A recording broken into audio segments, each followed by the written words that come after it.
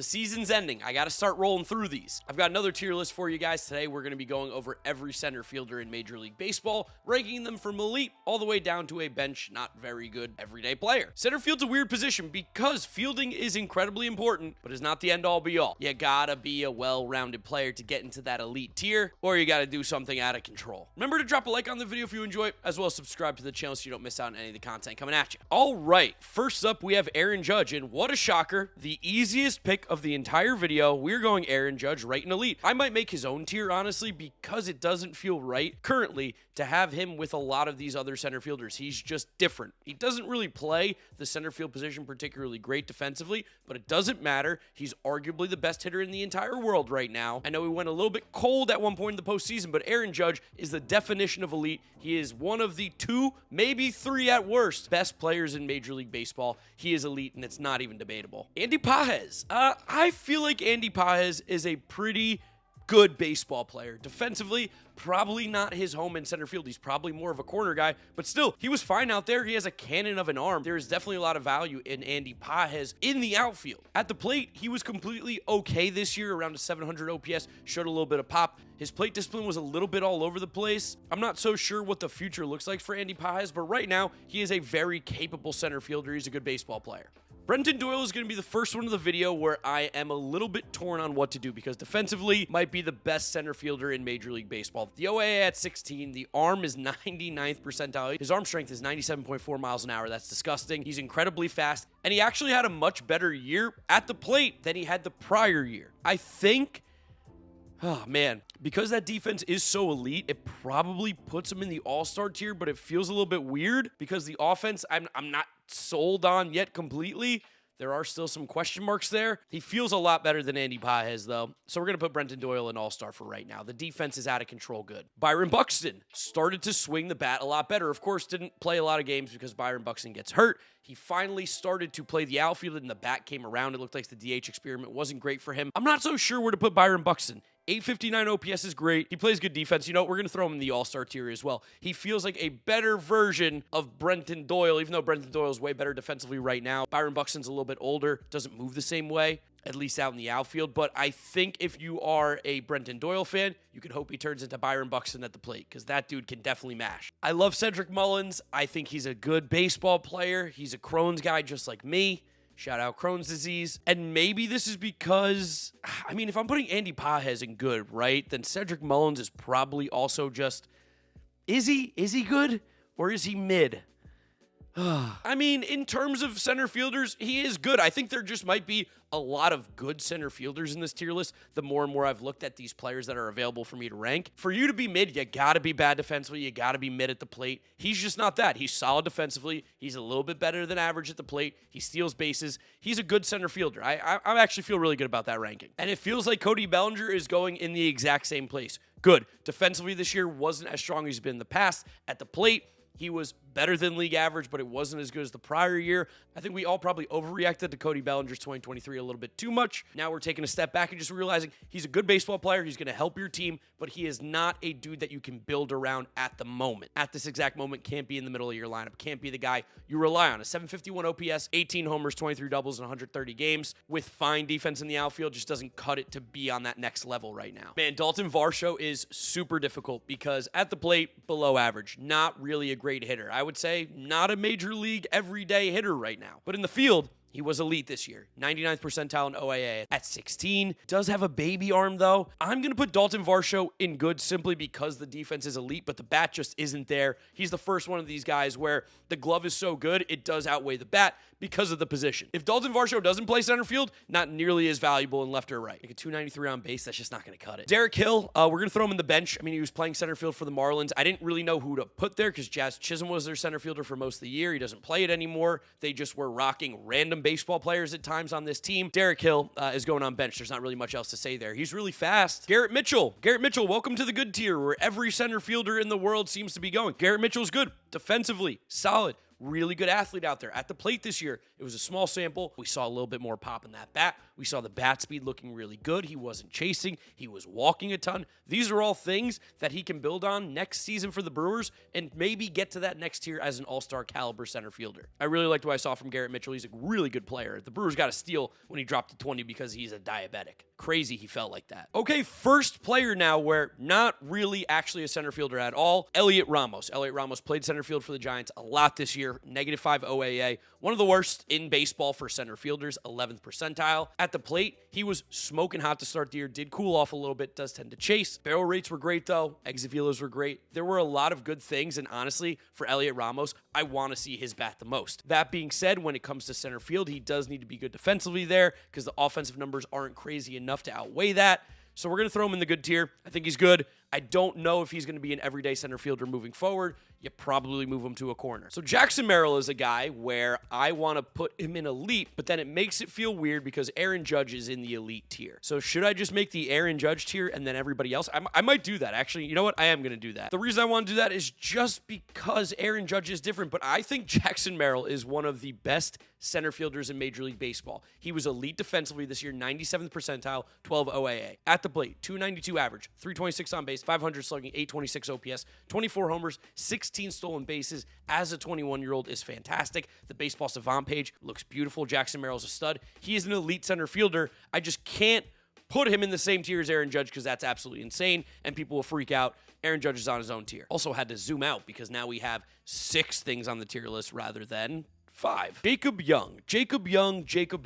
What do I do with you? My heart tells me mid. And I know a lot of you are going to scream because he had the highest OAA in center field this year at 20. His bat was atrocious. I mean, 3 home runs in 500 plate appearances, 30 stolen bases, 3-6.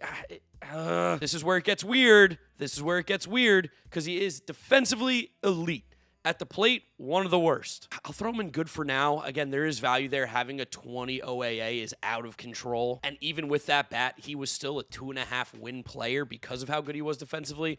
I'll put him in good. It doesn't feel right. It's not someone that I necessarily want playing center field every single day. Like, I'm probably still taking a lot of these other guys, but on a complete team, Jacob Young would be awesome. A Harrison Bader-ish type when Harrison Bader was in his prime. Harrison Bader had more pop, but the idea of like bad bat, good glove. Jake McCarthy also going in good. It's funny how he got nominated for a Gold Glove in right field, even though he played more center field this year. I don't understand the Gold Glove awards. Doesn't make sense to me. Francisco Lindor not nominated. What the f? Jake McCarthy's a bit of a speed and singles merchant if you look at his spray chart, if you look at his exit velos, if you look at everything. Puts the ball on the ground a lot, gets a lot of singles, super athletic. Fun fact about Jake McCarthy, he was first-team All-State running back the same year in the same state as Saquon Barkley.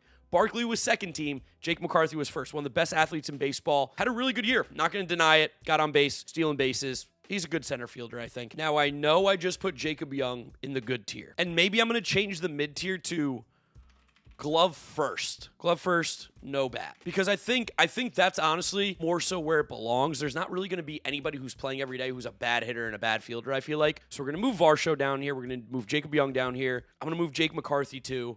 And I'm going to put Jake Myers in this tier. Glove first, no bat, 219 average, 646 OPS on the year, 14 OAA, which was 97th percentile. That's definitely fantastic. Worth playing in center field. The way baseball's changed, if you have a really good lineup, you will give up some outs for gaining outs in the outfield. And that's what you get with a guy like Jake Myers, Dalton Varsho, Jake McCarthy, Jacob Young. They're all kind of in that same category. I prefer that rather than calling them mid, honestly. Another guy who kind of is going to go in that elite tier, but is not Aaron Judge, is going to be Jarren Duran. What a phenomenal year he had in 2024. Said some bad stuff on the field. Don't do that. But at the plate, in the field, a glove, like everything was amazing for Jarren Duran, a guy who I've been a big fan of for a while. When he made the swing change and he started going off in the minors and he got some muscles and tattoos, I was like, oh, this dude's going to be a star. I don't know about star necessarily, but 700 plate appearances this year, 21 homers, 34 stolen bases, 834 OPS with a 285 average, 342 on base, 11 OAA, which was 95th percentile. He's one of the fastest players in the league. He was a beast for me in fantasy baseball this year. Huge. Shout out my Dynasty League with the YouTube boys. He had 48 doubles, which led Major League Baseball, 14 triples, so the extra base hits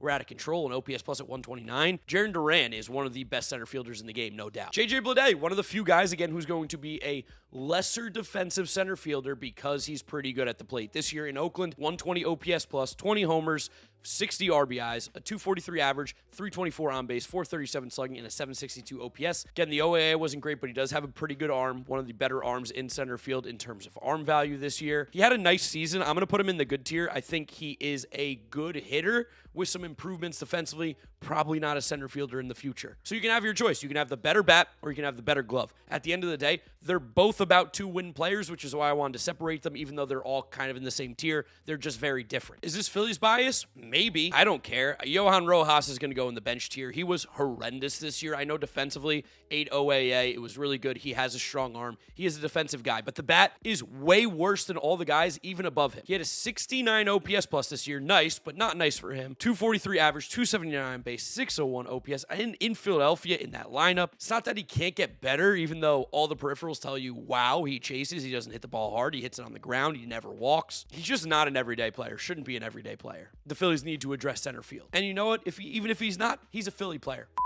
Jose Siri is like one of the weirdest players in baseball. He's just like, F it, I'm hitting home runs now. 187 average, 255 on base, 621 OPS, 18 home runs, 14 stolen bases, 16 OAA, 99th percentile, 99th percentile in sprint speed, 97th percentile in arm strength. He is the definition of glove first, no bat, and a lot of swag. Don't forget, when Jose Siri pimps a home run, does the bat flip, that's because he thinks the pitcher's a racist. His words, not mine. One of the craziest players in baseball. He's actually kind of terrible, but he does fit this glove first, no bat tier. Oh, Julio, what are we going to do with you? I don't think Julio's elite anymore. Not right now. Not based on what we've seen. He's chasing like crazy. He's refusing to really make decisions that are good. When he hits the ball, it's amazing. It's incredible. Only 20 home runs this year, a little bit of a disappointment. I know he did have a little bit of an injury at one point. Just wasn't a good year for him. I'm going to drop him down into the All-Star tier right now. I don't think at this exact moment he is as good as Jackson Merrill and Jarren Duran. Look at the numbers across the board. They were just straight up better. He's still great defensively, still has a cannon of an arm, still an awesome athlete, still smashes baseballs. And he is going to turn it around. He has to. He's way too talented not to. But at this exact moment, he's not elite. He's not elite right now. He is better, though, than Buxton and Brenton Doyle. Like, there's no doubt. He's very much closer to elite than he is Doyle and Buxton. But I don't know. I think J-Rod, just a little disappointed in what we saw this year. It's now a second year of just like, not that great. He's also only 23, though, so like next year he's probably going to be an MVP. I want him to be. I'm a huge J-Rod fan. Kyle Isbell, you know where you're going. Maybe? I don't know. Bench. I'm now picking and choosing who I think is a bench player and who's a glove first, no bat guy. Kyle Isbell, I think you're just a bench dude. I don't know. He can't be the center fielder next year for the Royals, right? 10 OAA is great. There's kind of nothing else. I'm sorry, Kyle Isbell. I don't know why I'm picking you for the bench and not glove first, no bat, but that's what I'm doing. This is my video. Leave a comment if you're pissed. Okay, so Lane Thomas is playing center field right now, but he's really not a center fielder, and this feels weird because it's not fair. If this was a right field tier list, he's probably in the mid or good tier, even though, I don't know, I'm just going to put him in good. I think he's fine. I think he's a solid player. Things were weird this year with Lane Thomas. 15 homers, 32 stolen bases, 709 OPS is nothing to write home about. -9 OAA. Again, not a center fielder. Shouldn't be playing there. This is a weird one. I'd rather not rank him. He doesn't really fit in any of these tiers, so I'll just put him in good, and I'm not making another tier. But listen to what I'm saying. I don't think he deserves to be in good. Leody Taveras has a good glove. There is no bat there. 12 homers, 23 stolen bases isn't as bad as some of those other guys, so I will put him in the glove first, no bat, even though he doesn't have the elite defense. Whatever, man. You could tell me Leody Taveras is a bench player, too. I really wouldn't mind. I think Evan Carter or Wyatt Langford eventually is going to take over center field there, and he's not going to be playing much more. Can I make my own tier for Luis Robert? Can I do super talented, not living up to it? I guess that's probably where him and J-Rod would go right now. They'd be in the same tier. Where am I going to put Luis Robert? This year was a nightmare. It was absolutely terrible. I think he just didn't give a shit, honestly. I think he didn't care. I think he's like, I'm on the White Sox. This is miserable. This is the worst team ever. He had some injuries. I'm going to put him in All-Star because I love Luis Robert, and there's no way La Pantera is going to be in the same tier as these other guys. But boy, oh boy, was he stinky this year. So incredibly bad. I'm giving him one more shot. While Michael Harris had a down year, he's another guy who I'm just going to chalk it up to a weird season with the Braves. He's fantastic. Defensively, he's awesome. Has a cannon of an arm. Really good at the plate. Again, I know he chases a little more than you'd like, and he refuses to walk, but he hits the ball hard. He's just a really good baseball player. There will be no Michael Harris slander allowed, even as an Atlanta Brave. Son of a bitch. This is the hardest tier list ever. Where does Mike Trout go? I mean, he's elite. He's not Judge. He's just never going to play center. He's probably not playing center field again next year. Will he play more than 35, 40 games? We don't know. If Mike Trout is healthy, if Mike Trout plays 100 games, he's an elite player. If Mike Trout plays 20, which is what he does, it feels like now for every single other year, I don't know what to do with him. He's still going the elite tier, still one of the best players in baseball when healthy. He just doesn't do it anymore, but I can't put him down because his play was still incredible in 126 plate appearances, 10 homers, 866 OPS. I don't even care if the average is down. O'Neal Cruz, center field now. It feels weird to say that, but he is a center fielder for the Pirates. I like the move, because he's a gazelle out there. He runs incredibly fast and has a cannon of an arm. I think O'Neal Cruz is good. Again, I think there's still some stuff to be seen. There's going to be some growing pains out there in center field, but at the plate, a lot of encouraging stuff from O'Neal Cruz this year. 21 homers, career high in average, on base, slugging, OPS. It was a career season for O'Neal Cruz at 26. New position. Excited to see what he can do next year in Pittsburgh. Parker Meadows. I'm going to put you in the good tier. I think you're a good little baseball player. Good defensively. Was pretty decent at the plate this year. I would say about average. I know his OPS was like 743, smaller sample. You're going to dilute it a little bit as you get more. I think he's an average hitter with a good glove, and that's kind of better than some of these guys. I'm still going to prioritize bat, especially if you are a capable center fielder. Good center fielder versus elite center fielder defensively, there's a difference. But when you have an average bat as opposed to a bad bat, I think that's the ultimate separator. These guys are never going to get big contracts because they're elite fielders. You pay for bat. Bat's always going to be king. TJ Friedl was a down year this season. Some injuries. The Reds were weird in general. He had a great breakout in 2023, but this year, not great. TJ Friedl's my guy. But is he an everyday player realistically moving forward? He had a hand injury that could have played into it. At least in center field, he's probably not. He's probably not right now. Oh, TJ Friedl, I'm so sorry. Tyrone Taylor, my king. Good baseball player. Glove first, no bat. 700 OPS this year. Under 300 on base percentage, but 5 OAA, 88th percentile, great arm out there in the outfield, and he's just been clutch. And you know what? Mets biased. He doesn't go on bench. He's a perfect fourth outfielder. I love him as my fourth outfielder. Glove first, no bat, that's where he belongs. And then as for Victor Scott, I think he will eventually make his way into the glove first, no bat, but based on what we saw this year, the bat was so insanely bad. It's not major league caliber. It's not even close. 179 average, 219 on base, 502 OPS. Small sample, incredibly talented, athletically, but right now at the plate, it's just not working for Victor Scott. He's going to go in the bench tier. So here it is, my tier list. Aaron Judge on his own. 3 guys in elite, a bunch in all-star, a bunch of good. The center field position's weird. I'd love to know what you guys are thinking about my tier list down in the comment section below. Where do you agree? Where do you disagree? Let me know what you're thinking. Drop a like on the video if you enjoyed it, as well as subscribe to the channel so you don't miss out on any of the content coming at you. Follow me on all my social media, GiraffeNeckMarc. Links are in the description. That's where I'll wrap it up. You guys know the drill from here on out. YouTube recommends you watch this video. This is my most recent upload. Click through those if you have not yet seen them. Thank you guys for watching, and I'll see you all on the next video.